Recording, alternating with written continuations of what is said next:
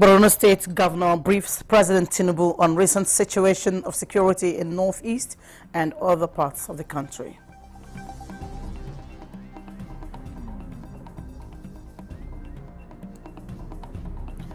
Ahead of Nigeria's 2027 presidential election, key opposition leaders push to form a united front.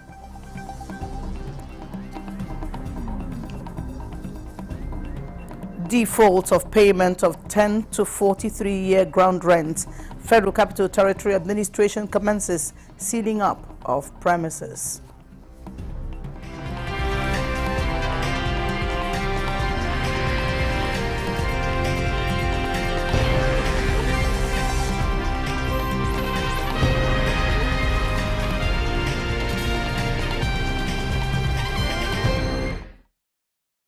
Hello, welcome to the news. I'm Nancy Godiangulihu. President Bola Tinubu has renewed commitment toward upturning the recent situation of security in the Northeast and other parts of the country.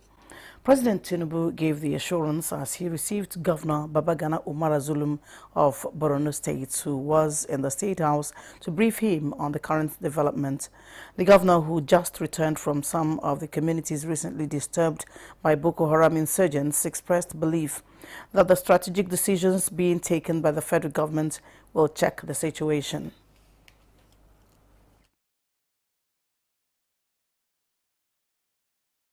Within the last couple of days, the Nigerian armed forces have taken some certain decisions that will curtail the menace of the insurgency. And I believe something shall be done. Most importantly, some plans are underway by the federal government, especially the establishment of forest guards. That will be a game changer. Above all, as we have said it all, some of the Boko Haram and ISWAP members are using some sophisticated weapons. I believe the federal government is also working on this direction.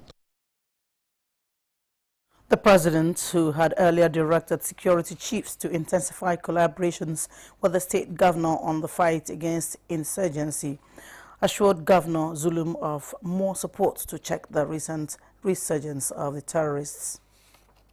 The president has given me assurance that they will do everything possible to control the situation, and I believe the federal government will do something. On my own part, as the governor of Borno State, I will not relent in my effort in strengthening the resilience of our community, in getting our volunteers, so that the efforts of the Nigerian armed forces shall be complemented.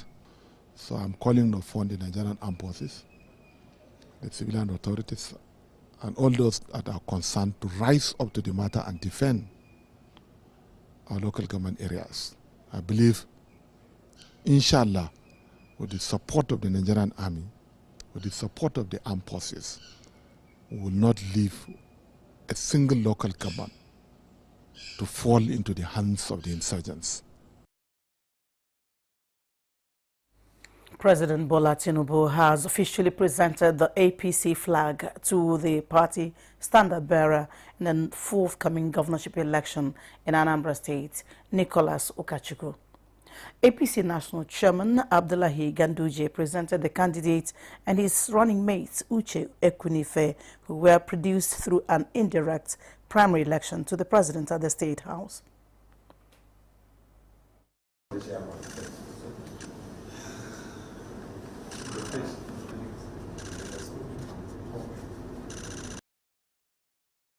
The governorship candidate assured the president that the APC is already mobilizing for support in Anambra State to emerge victorious in the election.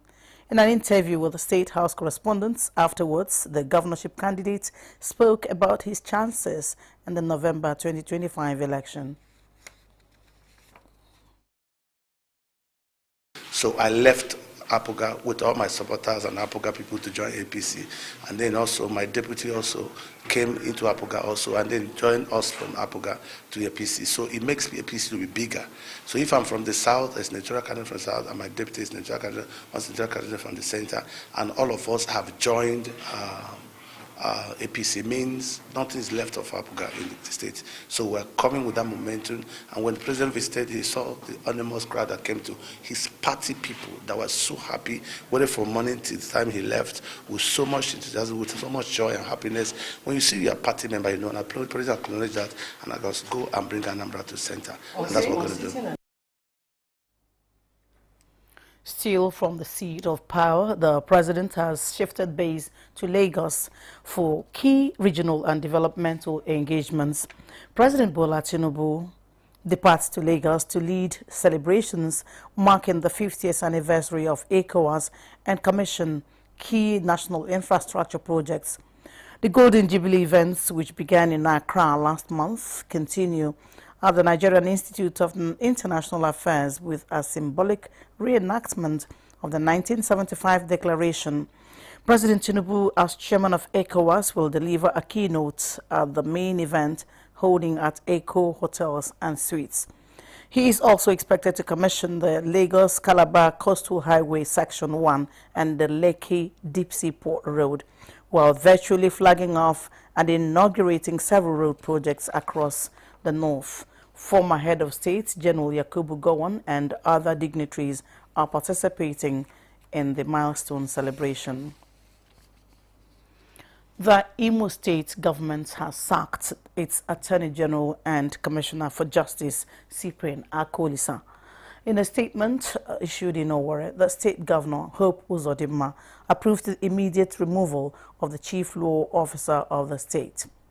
Following the decision, the erstwhile commissioner has been directed to hand over all government property under his care to the State Solicitor General and Permanent Secretary, Ministry of Justice, immediately. The People's Democratic Party, the PDP, says the sealing of its National Secretariat complex is undemocratic, promising to challenge the development. This was part of the outcomes of its National Caucus meeting held in Abuja. Timothy Yusuf was there. This National Caucus meeting held at the Bauchi State Governor's Lodge in Asokoro, Abuja is ahead of the party's proposed National Executive Committee meeting slated for this Tuesday, 27th May 2025. It was attended by governors on the platform of the PDP, members of the Board of Trustees, National Working Committee, and other organs of the party. Acting National Chairman Umar Damagum briefed the media as the meeting adjourned to tomorrow, Tuesday, 27th May 2025. Asked if the PDP neck will still hold, the party was silent on the question. He, however, reacted to the sealing of the Wadata Plaza, headquarters of the party. This is unacceptable. We condemn it, and we will make sure that they will have us to contend in the near future. Tuesday, 27th May 2025. This meeting will decide the way forward to whether or not the party's neck will hold as scheduled.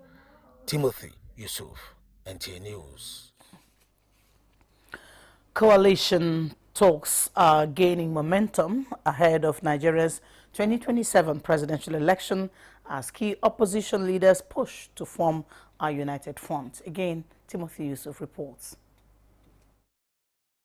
Former Vice President and 2023 PDP presidential candidate Atiku Abubakar and his counterpart in the Labour Party, Peter Obi, met in Abuja with some other political leaders from across the 19 northern states. The meeting, under the banner of National Political Consultative Group North, focused on insecurity, the economy and political strategy ahead of the 2027 general election. Other notable attendees at the meeting included former governors Rotimi Amechi and Idris Wada, former Attorney General and Minister of Justice Abubakar Malami, and the Labour Party Vice Presidential candidate Yusuf Deiti Baba Ahmed. Organizers say the event aimed to address the northern challenges and form a formidable force ahead of the 2027 general election. Well, the notice tried to advance political unity, The North is trying to advance political inclusion. The meeting was, however, briefly disrupted by a dispute among Jigawa delegates over representation, which was later resolved.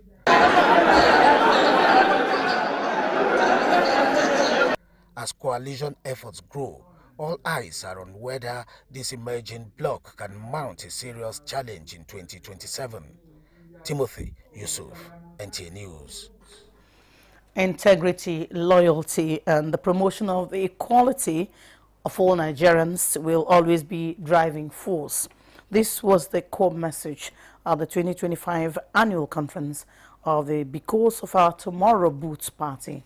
Dennis Adegunloye reports that the state chairman of the party also passed a resounding vote of confidence on the national chairman of the party, Sunday Adenuga. This annual gathering of Boots Party leaders is seen as essential to brainstorm on where the party is and where it is heading, as well as to build on its agenda of setting the pace for others to follow.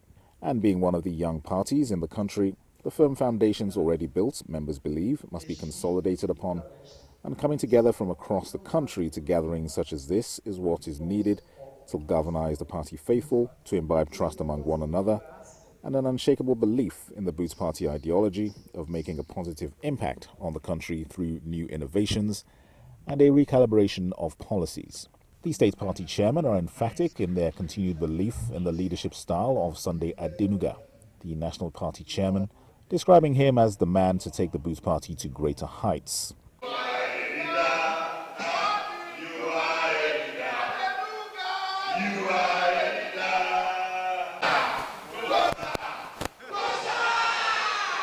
Those values that underpin the Boots Party as a political party, we commit to it again today, that we continue to grow from strength to strength. And of course, over the last 1 year, we have been one of the voices of the opposition in the country. We've curated the true concept of opposition, not just to argue or to abuse or to insult the ruling party, but also to use opposition as a tool to draw their attention to where they are having what they call the blind spot. And we take our time, we evaluate what's going on in the country. I see the party winning different seats cut across Nigeria, because Nigerians believe in the party. I really have confidence in Boots Party because it's the only exceptional party in Nigeria. It's the party that have a serious mandate, and by the grace of God, before 2027, inshallah, we'll surprise people. The national and state chairman of the Boots Party are confident of gathering momentum that will elevate the party to becoming a formidable force as the 2027 general elections approach. In Abuja, Dennis Adegunloye, NTA News. In a bid to match words with action, the Federal Capital Territory Administration has commenced the sealing up of premises in default of payment of ground rent for between 10 to and 43 years. Onoze Yakubu, who is monitoring the unfolding situation, reports that within the Wuse districts, premises housing the Access Bank close to Wuse Market, Total Filling Station, and the head office of the Federal Inland Revenue Service in Wuse Zone 5 have been sealed up by the officials of the Development Control Department in collaboration with other sister agencies. The Access Bank is in default of ground rent payment for 34 years. Also, the People's Democratic Party, PDP Secretariat, was sealed by the FCTA administration for 28 years default in ground rent payment. Details will come to you in our subsequent bulletins. Vice President Kashim Shettima says there is an urgent need for institutional reforms as the foundation for solving the majority of Nigeria's public policy challenges. He stated this during the official presentation of the draft national policy, public policy development and management framework by the special advisor to the President on Policy and Coordination, Hadiza Bala Usman, at the Presidential Villa. Status correspondent Abdurrahman Jibrila reports. Strengthening the nation's institutional frameworks will largely address Nigeria's public policy challenges. Vice President Kashim Shettima at this meeting described the new policy framework as a transformative approach that has been long overdue in Nigeria's governance architecture, calling for a national reset in the way public policy is conceived, communicated and implemented, noting that the success of every government is a workable national public policy. If we get our institutional frameworks right, we solve our 80% of the challenges of our public policies. And this approach is long overdue. What nations need is not strong characters or leaders. What nations desire are strong institutions. Strong institution entails deep and firm institutions guided by strong, fair and acceptable laws. Our citizens must see that our reforms and policies are for the overall good of the nation. They must imbibe this, respect these policies, and accept it for the overall good of our nation. Commending President Tinubu's leadership, Vice President Kashim Shettima praised the President's unique blend of public and private sector experience and his readiness to implement bold reforms. The Renewed Hope agenda has been clear on the fact that governance is core. There's a pillar that is contained within our Renewed Hope agenda, which recognizes governance as a big pillar where we'll be able to drive our performance. In so doing, we came here today and we've briefed Mr. Vice President, and he is in support of the draft policy document. He's provided his input, which we're going to go back and reflect in the document and consequently to present to the Federal Executive Council for its consideration. The committee expressed confidence that the draft National Policy Development Framework will address deep-rooted challenges of policy management. From the State House, Abrahman Jibrila, NTA News. We'll take a break now. The news continues in a moment. Stay with us.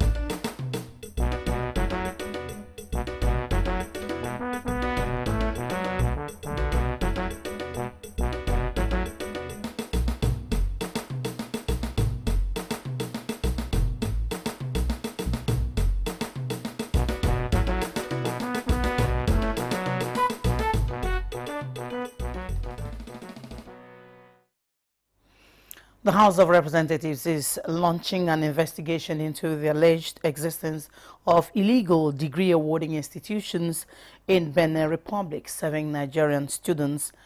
In continuation of investigative hearing, ministers of Foreign Affairs and Youth assured the Joint Committee of Collaboration to end the ugly trend. National Assembly correspondent Muhammad Rabiu Ali reports. It is now a week after the appearance of one Abdul Umar, a principal witness in an alleged certificate racketeering saga. This time around, ministers of Foreign Affairs and Youth Development appeared before the committee. We want to hear from the institution itself to give them fair hearing, because this is needed because for both sides, on the part of Nigeria, our name has been smeared. If not handled properly, this will cast doubt as to the quality of the certificates our graduates are parading. On their part also, their names are also smeared, because they will go down in history as a country selling fake degrees. Questions bordering on the existence of the degree awarding institutions and interface with the Benin Embassy officials in Nigeria to a fact-finding mission were on top during the sitting. We are very much at your disposal to provide all necessary support that would aid the investigation. Let us know exactly what you would want. We rest assured we'll take it up. Even as of today, we have different inputs about putting an libel reform, presidential reform, into the body. Vice chancellors of private universities also made their submissions, briefing the committee with their nominal role and academic status. The investigative hearing adjourned thereafter. From the National Assembly, Muhammad Rabiu Ali, NTA News. The federal government says addressing inaccessibility to uninterrupted power supply among over 80 million Nigerians is relatively feasible owing to the huge amount of funds, resources and commitment being invested in the sector.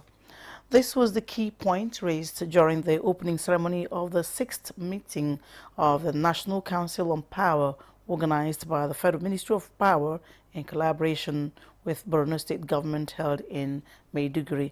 Abubakar Musa was there. Just as the theme of the program implies, consolidating reforms for a sustainable energy future in Nigeria, the convergence of critical stakeholders in the power sector here is basically to engage in far-reaching deliberations, suggestions, comments, observations, as well as questions and answers on how best to provide the needed change in the power sector across Nigeria. At the end of this meeting, we'll come up with meaningful policies and strategies that Nigerians can get electricity.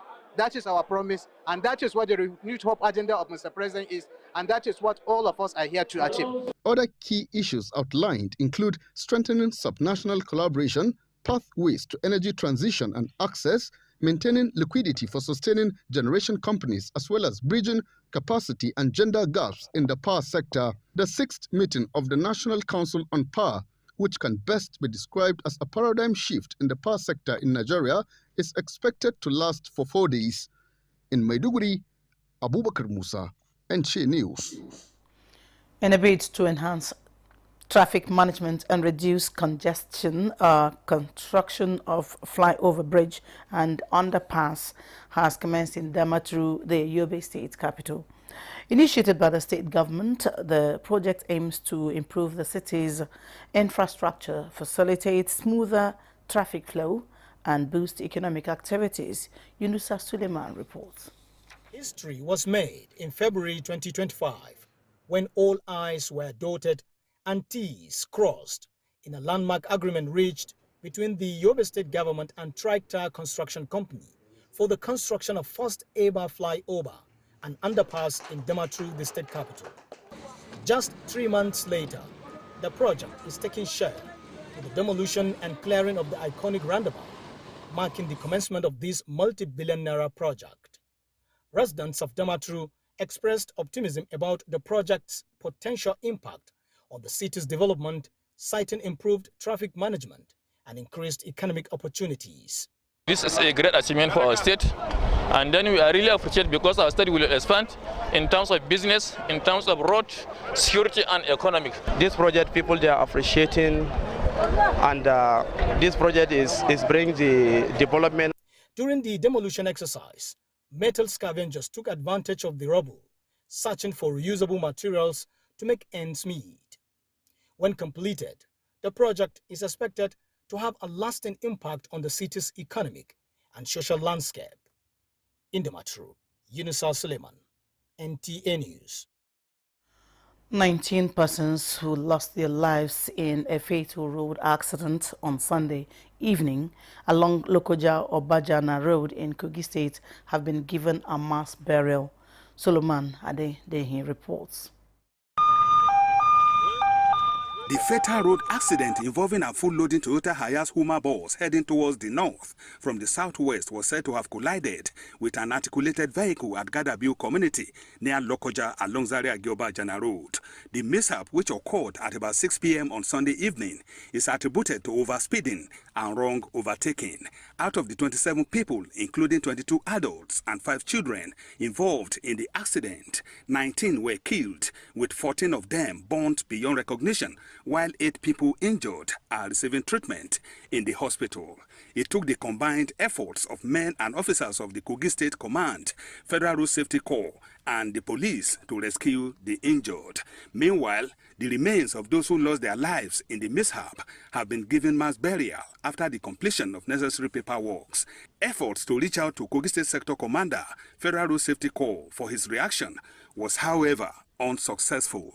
In Lokoja, Solomon Ayedehi, NTA News. That's it on the news. Thank you for watching. Bye for now.